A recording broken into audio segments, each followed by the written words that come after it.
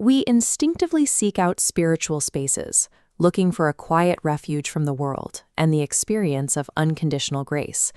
Yet many find themselves trapped in a reality of intense anxiety, chronic exhaustion, and a paralyzing fear of failure. This pattern of distress reflects an injury specific to the environment, distinct from standard community conflict.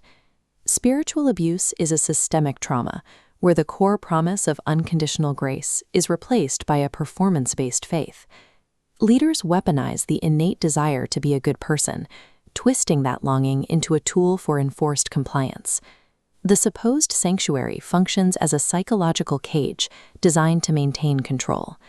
The abuse begins when a leader conflates their personal preferences and authority with the absolute will of God.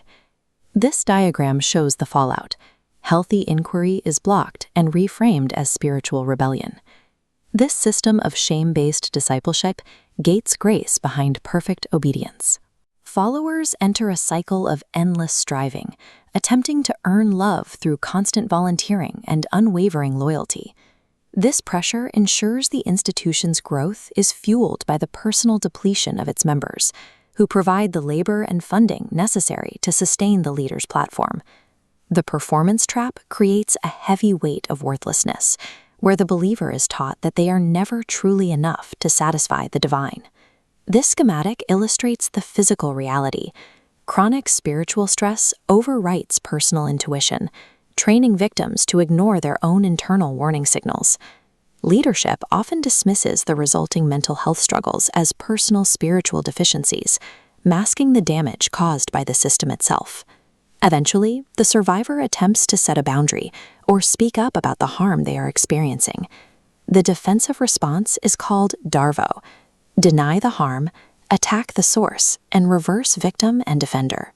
By labeling the victim a spiritual threat using twisted scripture, the leader isolates them from the community to protect their own position. Institutional self-protection consistently prioritizes the leader's power over the sanity of the individual.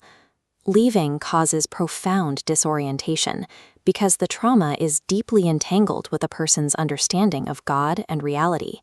Healing begins by recognizing that the brokenness belongs to the toxic system rather than the person who suffered within it.